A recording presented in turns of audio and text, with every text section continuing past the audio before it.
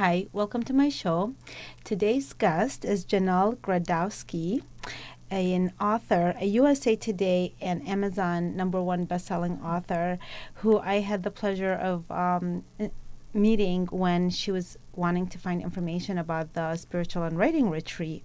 And first, let me welcome you. Hello, Thank Janelle. you. I'm so glad that you were able to make it here. Yes, thank you for having me. And well, the way we met, it was really interesting. Well, probably because we're both authors. We're both prolific authors because you've published how many books? 7 full-length novels and several short stories. Okay, Yes. and I know there's more to come, right? Yes, yes. yes. Yes. That's how it works. And so I remember when you emailed me and you said that you were interested to come to the spiritual writing retreat. However, there was some conflict with the dates. And then because you're an author, I went and checked your website. And I was like, oh my God, I love her book covers. Oh, thank and you. I just something about just the color and the design was so beautiful. And to me, I think everything's a reflection of the author and the person, their work. And so that left a reflection of you. I'm going to, because probably people are wondering, like, what do these books look like? And I'm just going to put a few of them up. I just think, let me see. Things, I remember that I emailed you actually, and I said, well, I look forward to meeting you next time, but I just gotta say I really love your book covers. And then we left it at that, but then a while later you reconnected with me, and then you were explaining that now you are able to come, and I was so glad because then we got to know each other even more, and we had a couple of opportunities to talk at the retreat, and so I was really intrigued by your who you are as an author, and also where you're going. There's like some fascinating, there's some transitions going on. And so please tell us, first, how did you start with your writing career first? I actually started, I kind of had one of those midlife crises.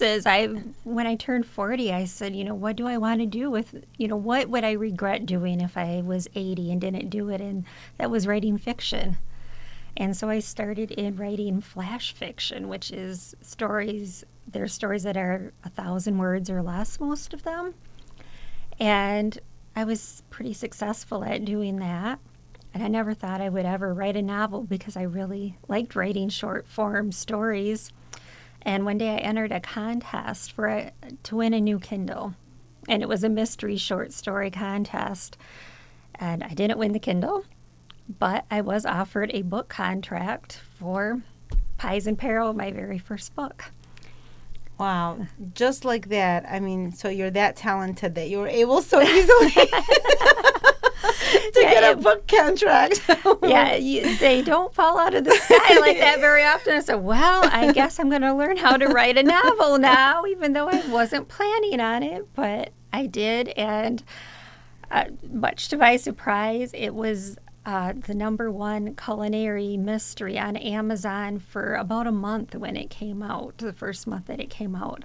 And can you tell us a little bit about this? So this was your first book. This was your first novel. What is this book about? Well, it's a culinary cozy mystery, so obviously there's a murder in it. The main character is housewife, and she likes to bake and she likes to enter competitions, and she finds a dead body at one of the pie competitions, the local competitions, and through her connections in the food world, she ends up solving the murder. And what would you attribute to the success of it? Some of it was the cover. People were drawn to that. I think the culinary mysteries are very popular right now. Okay. It includes recipes. Yes. So you included all the juicy ingredients, a good cover, and I'm sure also, a good story. But just some of the things that you just described, I know it's very appealing for people. Yes, and I also, because I love women's fiction, I always put kind of a storyline in there that deals with more of a personal life instead of just solving the murder. Um, Throughout the entire series, there's marital issues, there's unplanned pregnancies, there's issues with parents and stuff like that. So I don't follow exactly the only thing is solving the murder like some cozy mysteries are. I've always added that element in, and a lot of times I find people pick up on that and really appreciate it. So that's been fun. And then, so once you completed the first book and then you just automatically started on the second one, you just, it kind of gave you that confidence that you can write, obviously, a book. And so you were able to just continue. Yes. I think at one point I had 3 books come out in 1 year. Slowed down a little bit to get the last few out, but because, well, life happens sometimes and you just don't have the time. But yeah, I just kind of carried on the series, and like I said, I really enjoyed weaving in the different elements into it. And what was your schedule like to allow you to produce that many books in 1 year, for instance? Just if somebody wants to write 3 books in 1 year. It was about every 6 months I had a book due, so it wasn't terrible. But what was your schedule like? Oh, throughout the day? Yeah. Usually right in the morning, but I love social media, so I always have to get up and check my email and check Facebook and everything. But try to get in a couple thousand words a day. So do you work by words rather than like a certain time span that you invest in the daytime? Like it's not like from 8 to 10 or something like it. Oh, no, whenever I can. I have kids. My kids were younger, early teens when I started writing those. So just work around the schedule and get it in whenever possible. I'd try to get 1 scene a day done, which is about 2,000 words for me. Well, and the reason I'm asking, putting some kind of emphasis on that, is because I think a lot of people think that they don't have the time. And really, so in your case, you didn't even really try to discipline yourself that hard. So you were kind of flexible. You had a family, you still do, but they were, so you had all these other responsibilities. And it's just by taking these little scenes, and over time it just accumulates, and the next thing you know, you have 7 books, right? Yes. Yes, and successful at that. So that's really amazing. It's really an inspiring story, I think. Well, thank you. Yeah, yes. And so what are you doing now? I know that you were talking about the possibility of changing genres or actually doing, what is that about? What are you doing? Well, before I got the contract to write these cozy mysteries, I was starting to write women's fiction, which is sometimes they have romance in them, but it's very much about a woman's journey through her life, as she takes on challenges and how she handles challenges. And I had started a self-publishing a series, and I actually recently I'm going to redo that series and start publishing it on Wattpad so that people can read it for free. And I'll be doing that very soon. I'm going through and kind of revamping the stories, and they'll be up for free on there. And then I'm getting ready to start writing a women's fiction book. I'm almost ready to start writing that now. That's the one that you're going to start offering it little by little for free, or is that... Or the series that I had written before this was a series of novellas. So I unpublished them off of Amazon, and I'm going to be releasing the entire series. There's a couple books that I never published at all. So I'll be releasing the entire series for free on Wattpad as serial fiction, so a chapter at a time. Okay, that's cool. And then people can just find that by through your author name? Yes. Yes, okay. And so when you say your next book is women's fiction, what is there, obviously you have the story probably at hand. Yes, it's kind of about a woman who's like a virtual assistant or a consultant, and her life kind of falls apart because she's so busy helping other people. I think many women get into that. You're so busy with your job and your family and everything that you kind of neglect yourself, Mm-hmm. and she kind of finds herself again, Mm. and kind of comes back to life from being a work zombie, working for other people. What was there any particular reason that you felt that you wanted to change genres, or was this something you said that you just kind of did want to from before? But was there did you at some point feel like you have already exercised your literary talents with Yeah. this to the point where you kind of want to shift, or was there another reason that you wanted to make that kind of shift? Yeah, I honestly had never planned on writing the mysteries. When I got the contract, I just kept going, and I'm just to the point now that I wanted to get back to, the genre that I really loved writing, that I was, beginning to write before I started the mysteries, Hmm. which was the women's fiction. I'm just really passionate about that and empowering women and, um, helping them feel strong. And, if they can read my books and think, wow, if that person did that, then I can do it too. I just would love to see that. Mm, that's a very good point. It does always start off that way, that, books do leave an impact on people's lives, and I think words make a difference. We just went through all of this with the spiritual and writing retreat, that how do our words create our life? The words that we say, the words that we write, the words that we put out there, and the words that we read. And so for myself, I was impacted by some of the works that I've read and seeing certain women being in charge and having their own individuality and their own power. And it made me feel like, well, this could be a reality.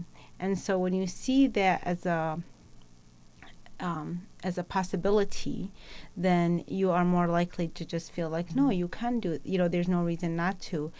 So those stories are very important, and I think right now it's just even getting more and more important. Yeah. Plus, there's a type of embrace, I think, that's happening with those kinds of stories. So it's a really good time to share them, and empower younger women, or even older ones. I don't think age has much to do that, because I know that at certain time in my life, when I felt that I was struggling as mother of two young children and just kind of trying to keep everything together, like you said, with your character that you're writing about right now, is that I was helping everybody else, and you lose yourself in the process. And it was certain women that have gone through that, and some of their stories, including like my teacher, Lynn Andrews, who showed me through her stories that I can take my power and not be afraid that I'm going to lose the family or lose this. That you actually, in the end up having a healthier, I think, environment at the end, a healthier family lifestyle, when you do kind of honor your time and your space. Yeah, and that's what I want to convey to people. I mean, even within my mysteries, I've had elements that people have shared and said, wow, read this part of it. Like, my main character is married but has chosen not to have children.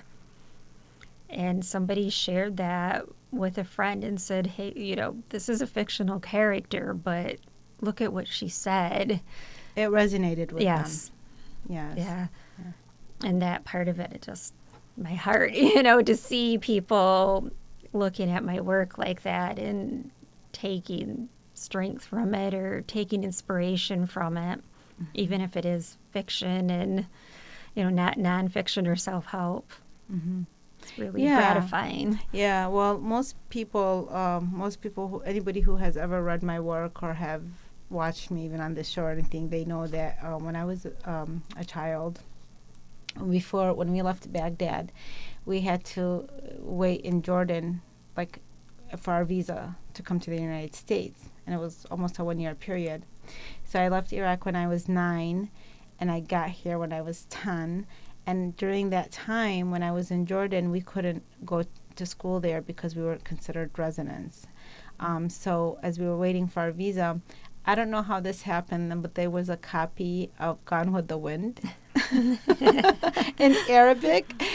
in the house. Okay, until this day, I don't know who it was. Probably one of my sisters, but I picked up that book and read it at age 9, and I was so overtaken by Scarlett O'Hara and her character, her just wonderful, her just sense of life and her power, and her the way she made decisions. And now here you have this girl who is from Iraq and reading about this young woman who is from the United States, and that resonated with me. That left a strong impression on me.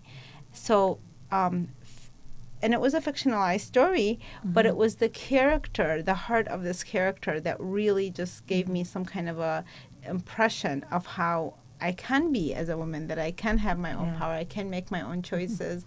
The only thing is, when I arrived to the United States, expecting to see horse carriages and the puffy dresses, it wasn't quite that. But the character stayed in my heart.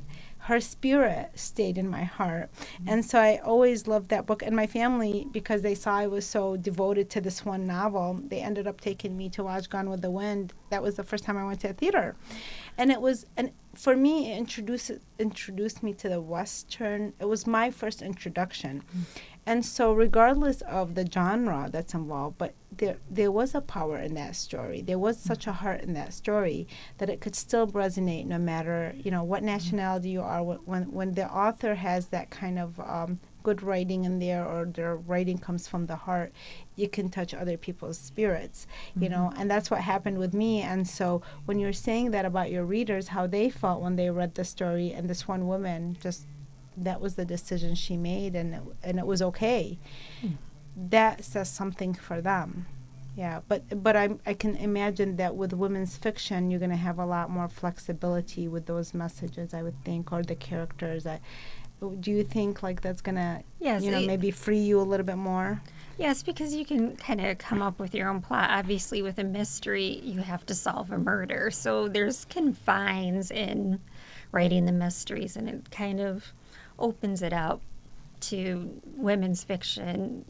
It can have romance. It doesn't have to have romance. It's just a wider genre, and I'm looking forward as a writer to play around with it and have some fun with different plots and different characters. And when do you think, is there like a time factor for this? Is it I know that you said it's in the works, or you're just starting it or something like that? Yeah, I'm just getting started on it. I'm not really sure. I want it to be really good, the best that it can be. So I'm more focused on quality than going as fast as I can. Good for you, yeah. And since you already have all these successes with all these other books, you can enjoy those. And you have these boxes. These are like, they come, are these series all the same? Yes, it's all the 7 books? Yes, it's the same books. The 2 box sets, you get my entire series. So there's 3 books in each box set. And then I also co-wrote another mystery called Sinister Snickerdoodles, which is with the author Elizabeth Ashby. And there are many different co-authors with her. And we write about a town called Danger Cove. Well, what do you mean there's a lot of different, like there's more than you 2 authors in this book? Or? Oh, no, my book is written with her, but through this series of, I don't know, I think there's probably 10 or 12 books, if not more books in this Danger Cove series. There are many different authors that write with Elizabeth Ashby. Oh, I see. Okay, I wasn't familiar with that. Okay, that's interesting. And how do you write with somebody a book like this? What does that really entail? Well, we have a big series Bible that has all of the details on the town and all of the characters, and you use characters from other people's series, and make sure you have the landmarks correct in the town. And it was an interesting experience. It was actually quite difficult, but it was rewarding and it was fun. Yeah, because I know most of the time authors work by themselves. It's not usually a collaboration, or there are times, of course, when there is, but it's just we're so used to working on our own. Sometimes Yeah. I can imagine like when trying to team up. Given the number of books that you've written, and given that you started fairly later in life in comparison, although, when you were telling me when you started, and I'm looking at your appearance and I'm looking at the number of books, it's like not really adding up. But what kind of advice would you give somebody who is, a writer that hasn't really started or feels like there's all these limitations, whether it's based on their age or their situation or whatever it may be? I mean, you're a nice, good example of a successful story of becoming an author. And so what advice, what have you learned in the process, and what's something that you can give a new writer? I think many new writers are afraid to put their work out into the world. Had many people that are just afraid to, my friends who are writers, and they're afraid to submit their work. And, if you just write for yourself, that's wonderful. But if you're a writer and you want to be a published writer, you have to submit your work. And, everybody gets rejections. It happens to every writer. And just, find the courage in yourself to submit your work, whether it's, publishing it on a blog or submitting it to a contest like I did and ended up with this entire series for entering a contest, or, submitting a manuscript to an agent. Just, try it. You really have nothing to lose.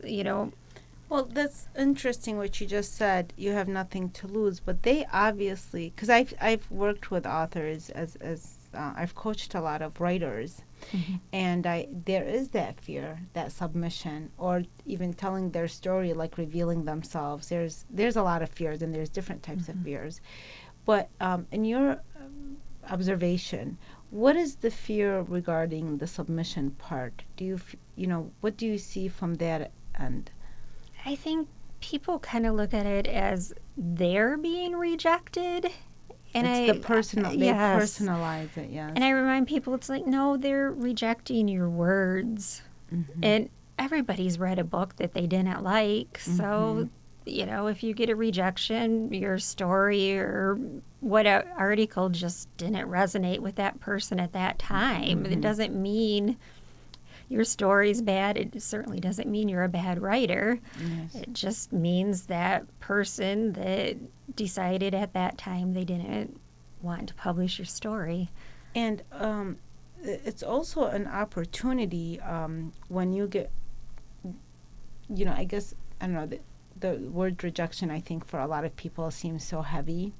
And but if somebody is not going to publish the story for whatever reason and they're sending it back to you, this is also an opportunity to take another look at your story, see perhaps if you can revise it, work on it. I know that sometimes writers' works wasn't as ready to be submitted as they thought.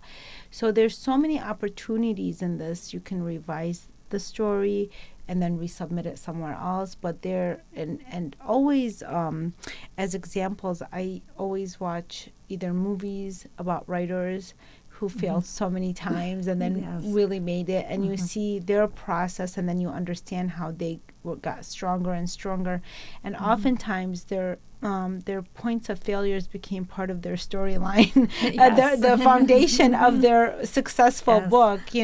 Like Julie and Julia, when she was trying to cook, and then she started a blog.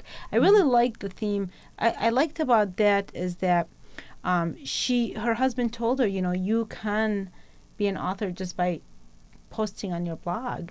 And that's how she started, and then it turned into a book. Sometimes those situations, it takes time. I think for any author, it takes time.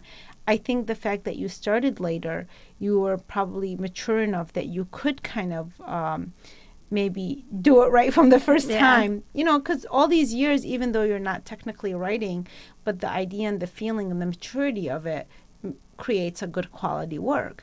So so for people not to be disheartened, really, it's really a good story that, here you are, you just wrote, you submitted. But even if the person doesn't happen from first or second or third time, I think they would be more at rest if they put it out there than if they didn't do anything at all. Yes. I would think, Some of the advice I give to some of my friends who are afraid, that are taking it personally, I tell them to look at it as paperwork, as secretarial work. When you get your story done and it's polished as well as it can be, research some markets, list them, submit it, and it is secretarial work because you have to format it to however they want. I like that a lot, saying that, because what happens in that case is you separate yourself from it.